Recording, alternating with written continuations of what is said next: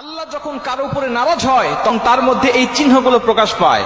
আল্লাহ যখন কোনো ব্যক্তির উপরে নারাজ হয়ে যায়, আল্লাহ পাক তখন তার কাছ থেকে রিজিক কেড়ে নেন না, আল্লাহ পাক তখন তাকে সূর্যের আলো থেকে বের করে দেন না। আল্লাহ পাক যখন কারো উপর নারাজ হয়ে যায় তখন তার কাছ থেকে অক্সিজেন ছিনিয়ে নেন না, বরং দুনিয়ার মুমিনরা যেটা ভোগ করবে, কাফের, মুশরিক, ইহুদি যারা আল্লাহর অবাধ্য, তারাও ওইটাই ভোগ করার সুযোগ সুবিধা আল্লাহ পাক দেয়। তবে আল্লাহ পাক তাদের মধ্যে কিছু আলামত, কিছু চিহ্ন দিয়ে দেয়। এই চিহ্নগুলো যারা চিন্তাশীল, যারা জ্ঞানী, তখন ওইটা চিন্তা ভাবনা করে, গবেষণা করে, তখন তারা আল্লাহর প্রিয় বান্দা হওয়ার চেষ্টা করে, তারা তওবা করে ফিরে আসে। এই চিহ্নগুলো দেখেন আমার আর আপনার মধ্যে আছে কিনা।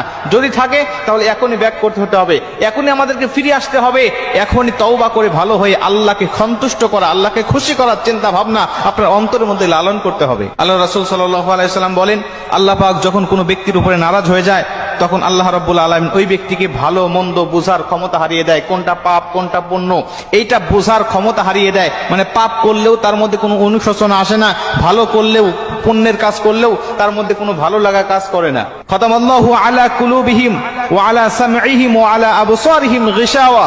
আল্লাহ পাক বলেন, তাকে আমি মোহর মেরে দিই তার অন্তরের মধ্যে, কলবের মধ্যে কোনটা ভালো কোনটা মন্দ সে বুঝতে পারে না।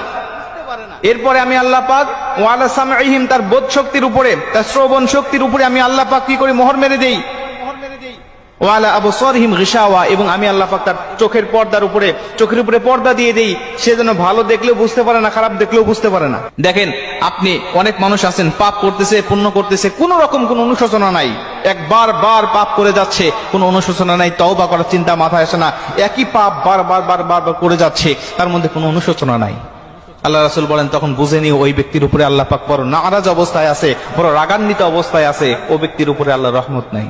মুসলমান ভাইরা রে আমার, শুধুমাত্র তাই নয়, 2 নম্বরে আল্লাহ নবী বলে দিয়েছেন, যখন কোনো ব্যক্তির উপরে আল্লাহ নারাজ হয় তখন 2য় নম্বর লক্ষণ তোমরা দেখতে পারবে, ওই ব্যক্তির ইবাদতের স্বাদ নষ্ট হয়ে যাবে। ব্যক্তি ইবাদত করবে কিন্তু কোনো মজা পাবে না।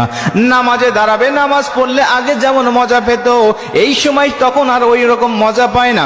নামাজ, রোজা, হজ, যাকাত, যত ইবাদত বন্দিগি সে করবে, নামাজের মধ্যে, ইবাদতের মধ্যে আগে আলাদা একটা মজা পাইতো, এখন ওই মজাটা আল্লাহ পাক তার কাছ থেকে ছিনিয়ে নিয়েছে। এজন্য ব্যক্তি, ওই বান্দা আস্তে আস্তে ইবাদত থেকে দূরে সরে যায়। অনেক মানুষ আগে 5 ওয়াক্ত নামাজ পড়তো, এখন নামাজটা ছেড়ে দিচ্ছে। এ মুসলমান, তখন বুঝে নেবেন ওই ব্যক্তিকে আল্লাহ পাক ওই ব্যক্তির উপরে নারাজ অবস্থায় আছেন, ওই ব্যক্তির উপরে আল্লাহ পাক বড় রাগান্বিত অবস্থায় আছেন। জোরে কোন নাউজুবিল্লাহ।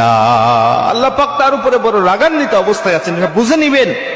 আর আপনি যদি বুঝতে পারেন, আপনি যদি চিন্তাশীল হন, আপনি যদি জ্ঞানী হন, তাহলে এখান থেকে তওবা করে ফিরে এসে আপনাকে এই সমস্ত বিষয়গুলো এমন ভাবে করতে হবে যেন আল্লাহ পাক নারাজ থেকে আমার উপরে সন্তুষ্ট হয়ে যায়।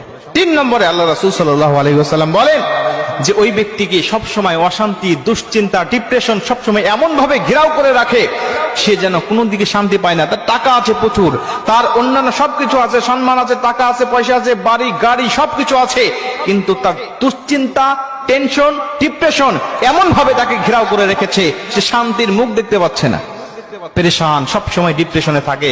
4 নম্বরে ইবাদত থেকে আল্লাহ পাক তাকে সবসময় দূরে রাখার চেষ্টা করেন। ওই ব্যক্তিকে ইবাদত থেকে আল্লাহ পাক দূরে রাখেন।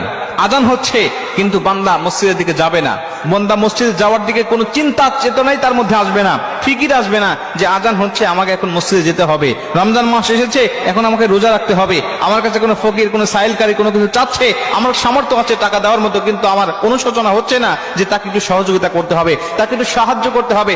এরকম অনুশোচনা, এরকম কোনো ভালো কাজ আমার মধ্যে আল্লাহ পাক করতে দিবেন না।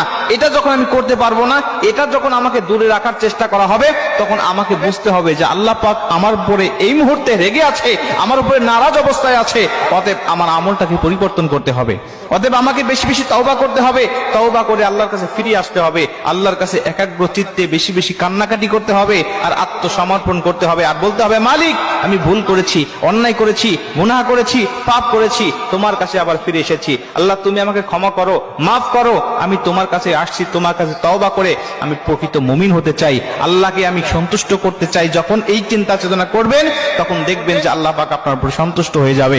আর আল্লাহ যদি আপনার উপর সন্তুষ্ট হয়ে যায়, আল্লাহ রাসূল বলেন, কোন ব্যক্তির উপরে আল্লাহ সন্তুষ্ট হলেই ওই বান্দার ঠিকানা যদি থাকে জাহান্নামে, আল্লাহ মুহূর্তের মধ্যে কেটে দিয়ে ওই ব্যক্তির ঠিকানা আল্লাহ পাক জান্নাতে করে দেয়। এজন্য সব সময় আমাদেরকে চিন্তা থাকতে হবে আল্লাহকে খুশি করা, আল্লাহকে অবশ্যই রাজি খুশি রাখা। তাহলে দুনিয়াতেও আমি শান্তিতে থাকতে পারবো, কল্যাণে থাকতে পারবো, পরকালেও আমার জন্য কল্যাণময় হবে। আল্লাহ পাক আমাদের সবাইকে আল্লাহ পাককে খুশি